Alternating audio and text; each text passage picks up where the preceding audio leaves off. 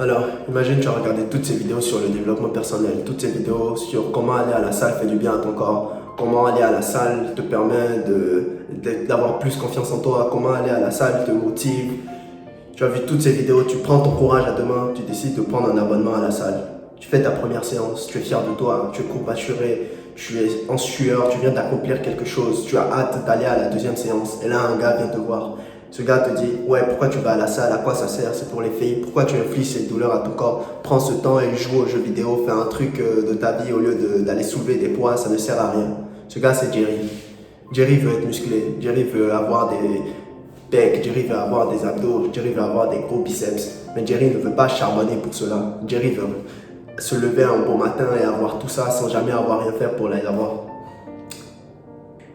Du coup, Jerry reste skinny, Jerry reste gros, Jerry a honte de son corps, Jerry continue sur son chemin de procrastination, de flemmardise et il veut que tu restes sur le même chemin que lui. Il utilisera donc tous les arguments possibles et imaginables pour t'influencer dans ton journey.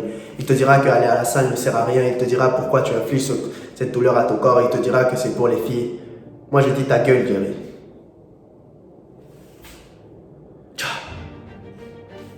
John va à la salle très régulièrement. Chaque fois que John te voit, John t'invite à venir à la salle avec lui. John te montre ses photos d'avant-après, non pas pour se vanter, mais pour te motiver à commencer la salle. Parce que John sait que commencer, c'est très difficile. Du coup, John essaye de te donner un coup de boost. John va à la salle pour un but beaucoup plus grand que les filles ou avoir un beau corps. John va à la salle pour sa mission. Parce que John sait que un homme se doit d'être fort, physiquement comme mentalement, pour affronter les péripéties de la vie. Salut, je m'appelle Élisée et je t'aide à devenir la meilleure version de toi-même.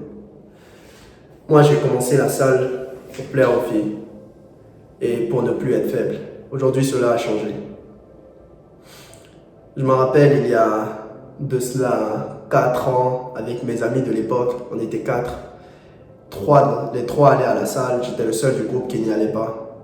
On faisait un bras de fer et pas surprenant de te dire que je perdais toujours au bras de fer. J'étais toujours celui qu'on battait facilement, celui qu'on aplatissait sans mettre trop de force. J'ai décidé de changer cela. J'ai pris la meilleure décision de ma vie. Je me suis inscrit dans un Basic Fit il y a de cela 2 ans. Je me rappelle quand j'ai commencé, certains de mes potes de l'époque me disaient « Tu ne seras jamais musclé, que je perds mon temps à la salle. » Je fais donc cette vidéo pour tous ceux qui ont des doutes, tous ceux qui hésitent encore à commencer. Je fais cette vidéo pour... Dans cette vidéo, je te donnerai les conseils que j'aurais aimé que l'on me donne au début. Les conseils que j'aurais aimé que l'on me dise dans les moments où je doutais, dans les moments où je pensais à abandonner. La première chose que je te conseille de faire, c'est de faire ce qu'il te plaît. Aujourd'hui, il y a 1 million de façons de se muscler. Il y a le poids du corps, il y a calisthénie, il y a la musculation à la salle avec des poids. C'est sûr que parmi tous ces moyens, il y en aura une qui te plaira. Moi, quand j'ai commencé, j'allais à la salle, je soulevais des poids normalement. J'aurais aimé que quelqu'un me dise que le calisthénie existait. J'aurais aimé que quelqu'un m'apprenne que le poids du corps existait. Récemment, je me suis découvert une véritable passion pour le calisthénie.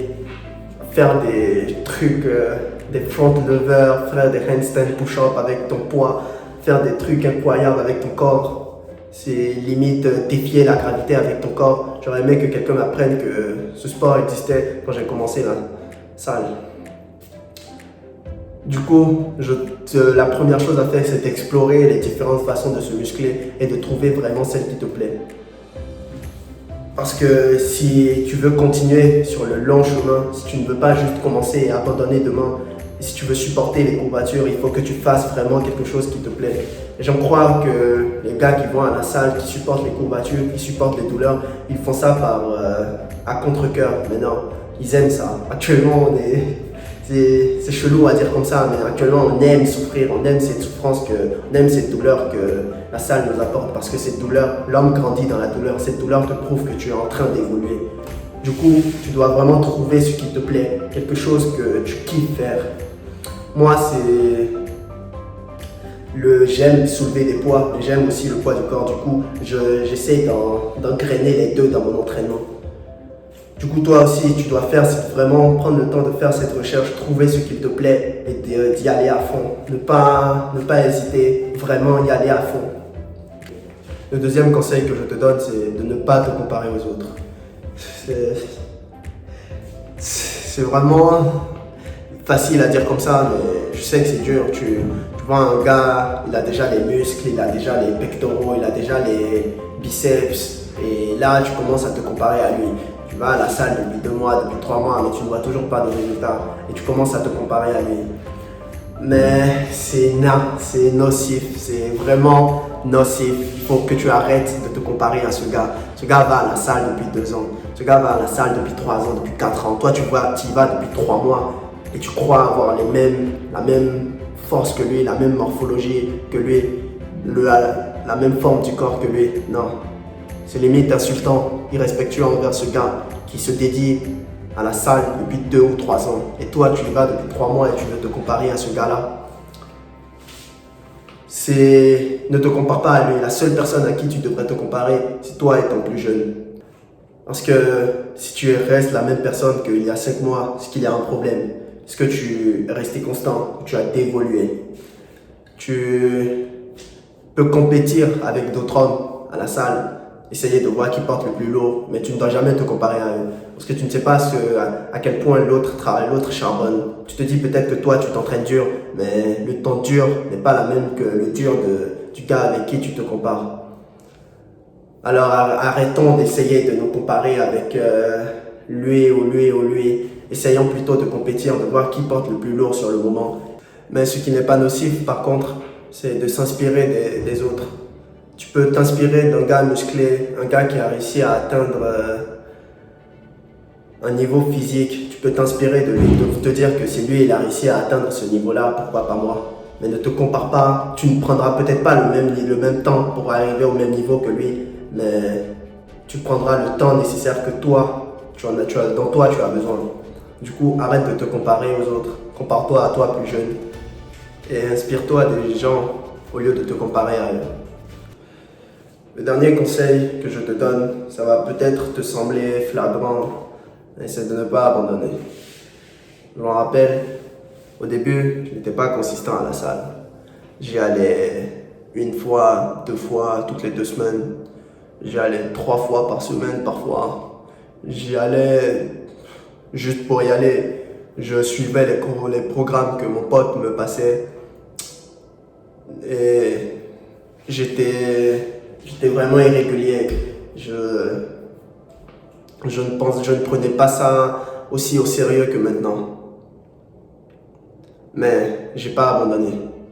J'ai toujours continué d'y aller. Même si je n'étais pas consistant, j'ai toujours continué d'y aller. Ça va peut-être l'air d'être fou comme ça, mais il vaut mieux prendre le temps de se lever, marcher, aller à la salle, faire 5 minutes, même 5-10 minutes de séance et revenir.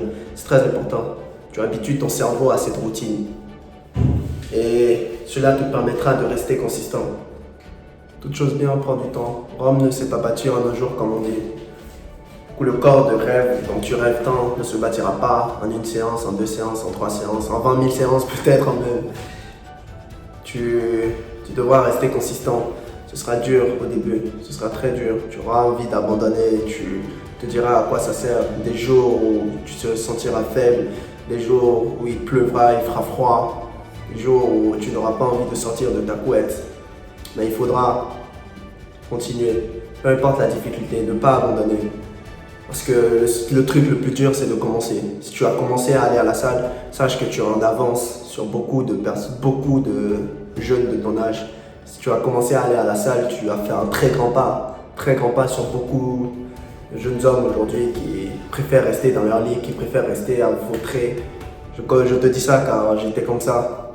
Et c'est triste. Car tellement de gens ne connaissent pas la beauté de la salle, la beauté de dépasser ses limites, la beauté de charbonner, de porter un poids, la beauté de voir son corps évoluer, grandir, ne plus être la même personne faible que tu étais avant. Alors, n'abandonne pas, peu importe à quel point c'est dur, garde en tête qui tu étais il y a 2 mois, prends des photos de ton évolution Cela t'aidera à garder en tête pourquoi tu as commencé et pourquoi tu dois continuer. Et si c'est dur, n'oublie jamais, tout le monde. Si tu as aimé la vidéo, like, commente, partage. À la prochaine dans une autre vidéo.